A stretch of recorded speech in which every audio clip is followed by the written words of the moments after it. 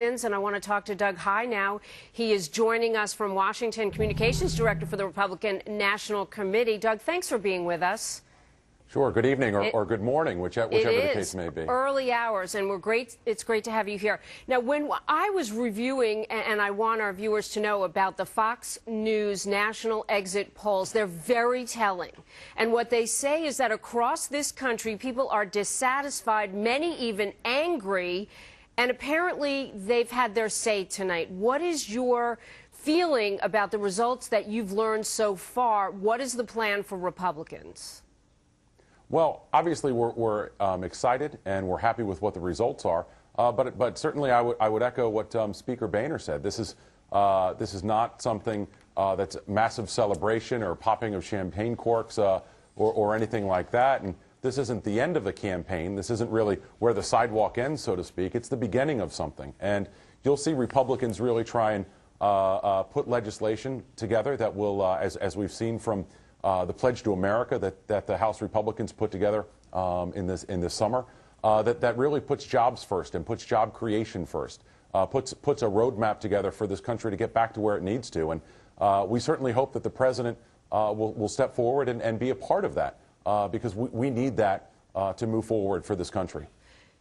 Doug, nearly half of the states in this country have filed legal recourse against Obamacare, and health care is an important issue for many people.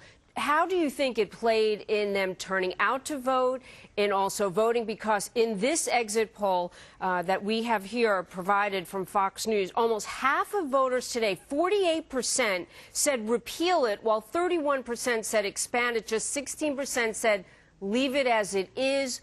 What will Republicans do about it? Well, Republicans will seek to repeal the bill and then replace it. I don't think you've ever heard Republicans say that every provision in the bill was bad.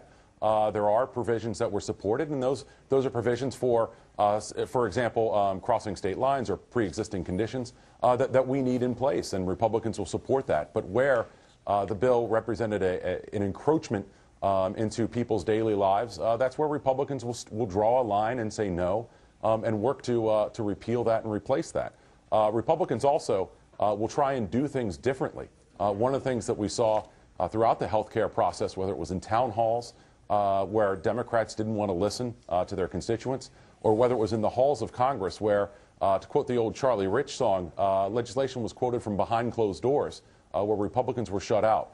Republicans are going to put a lot of sunlight in it so that we know what's going on. You won't hear a Speaker Boehner saying that we have to pass a bill so that we know what's in it. And you'll see Republicans try and reach consensus. I would say very quickly that the best example of that, I think, is my old boss, Senator Richard Burr from North Carolina, who was elected handily tonight. In this campaign, his opponent from 2004 said nothing but great things about him, said that nobody worked harder or smarter for North Carolina than Richard Burr did. That's the kind of bipartisan consensus I think voters really want to see, and really what we need to move forward. And Doug, let me ask you something about what voters seem to want to see, and that's what we were promised when President Obama was campaigning: bipartisanship. In fact, the Democratic National Committee Chair, Tim Kaine, says tonight is a wake-up call, and he's calling for bipartisanship. Is there anything that Republicans can do to move closer to being able to come to some decisions together, to get this White House as well to listen to some of the ideas that you want to put forward? Well, we've already been doing that. The Pledge for America, Pledge to America, excuse me, is an example of that. We tried to meet with Democrats repeatedly on health care. We put an economic plan literally into the hands of the president. So do you expect greater cooperation, Doug, at this point after tonight? Do you think you'll get it? Well, we certainly hope so.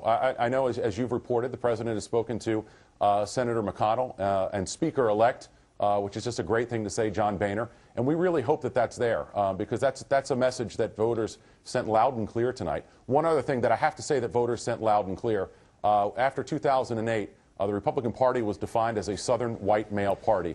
When you take Allen West, Tim Scott, Nikki Haley, Susana Martinez, Bill Flores, that myth is now smashed. We are a diverse party. We're not just a white Southern male party. We're a party that represents all of America, and that's a good thing, and that's something we'll continue to do. Doug Heye, great to see you. Thank you very much for joining us. Always, Jamie. Good to be in the wee small hours with you. All right.